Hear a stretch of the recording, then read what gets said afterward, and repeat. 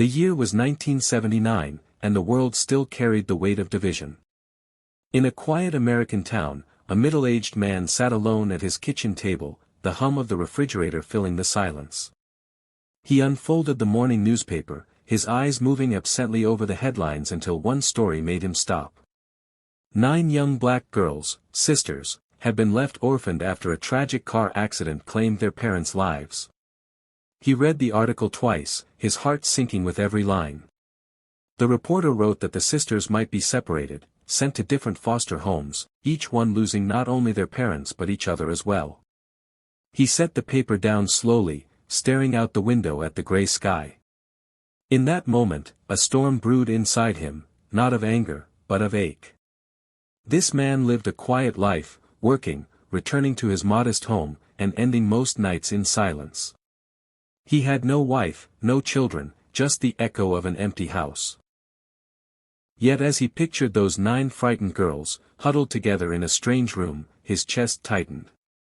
The world already judged them harshly for the color of their skin. And now, life was about to strip them of the only family they had left. He whispered to himself, his voice barely audible, "No child should grow up unwanted." The words hung in the air, simple yet powerful. For the first time in years, he felt a calling bigger than himself, one that would change his life forever. A few days later, he drove to the orphanage, his hands gripping the steering wheel tighter than usual. The building loomed ahead, old and worn, its playground empty and silent. Inside, the halls smelled faintly of disinfectant and echoed with the muffled sounds of children. But when he entered the common room, his eyes fell on them, the 9 sisters, sitting close together on a worn sofa. The girls looked fragile, their faces streaked with the remnants of tears, their small bodies pressed against one another as though afraid that if they let go, the world would pull them apart.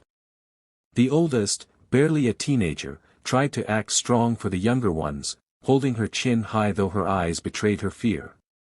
The youngest clutched a tattered doll, hiding half her face behind it.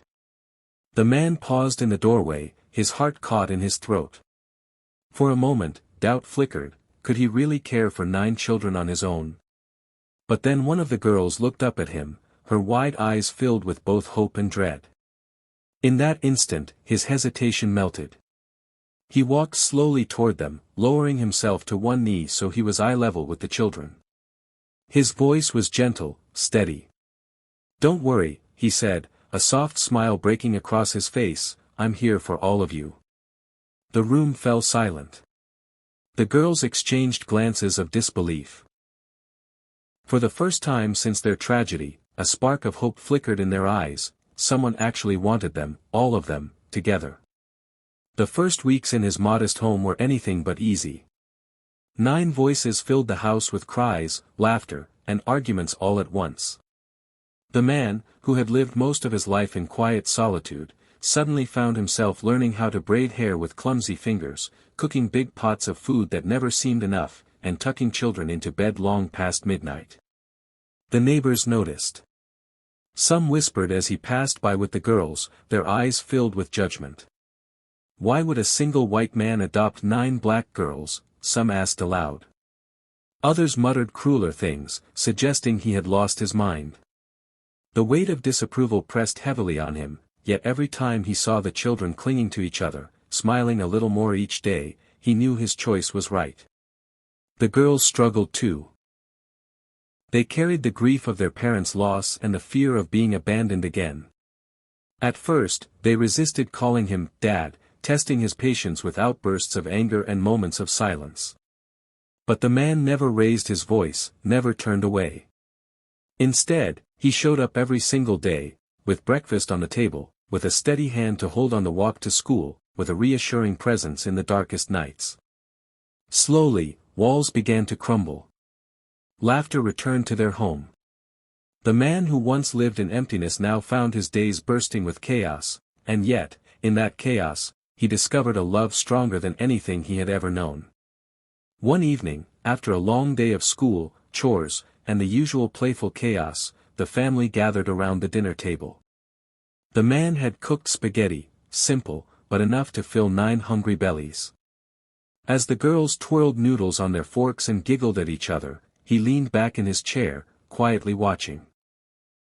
For the first time in years, his house felt alive. But then, the oldest daughter set down her fork. Her eyes shimmered, and her voice trembled as she spoke.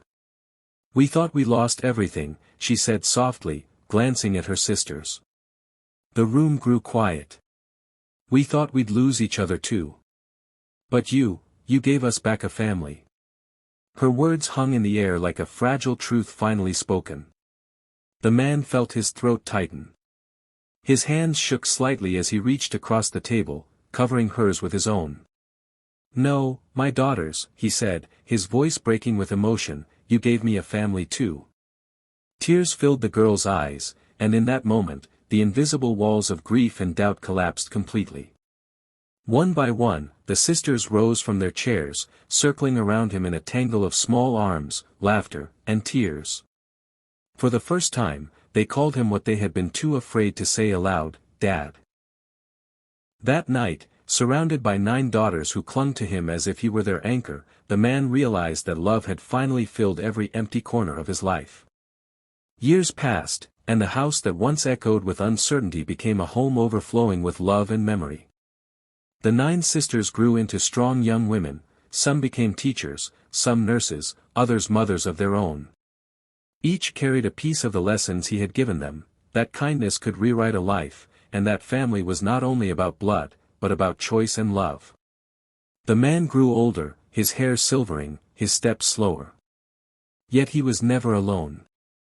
Birthdays, graduations, and weddings filled his once quiet life with celebration. At every milestone, he sat proudly in the front row, the man who had once been questioned for his choice, now celebrated as the father of 9 remarkable daughters. When his final day came, the sisters gathered around his bedside, their hands holding his, just as he had once held theirs in the orphanage. With tears streaming down their faces, they whispered promises to carry his legacy forward. At his funeral, people filled the church, not out of obligation, but out of admiration for a man who had dared to love beyond barriers. The 9 sisters stood together, shoulder to shoulder, speaking through their grief. "He wasn't just our father," one said, her voice steady despite the tears. "He was proof that love is stronger than hate, stronger than prejudice, stronger than fear." As they left, walking side by side, the world could see what he had built. A family born not of blood, but of courage, compassion, and unshakable love.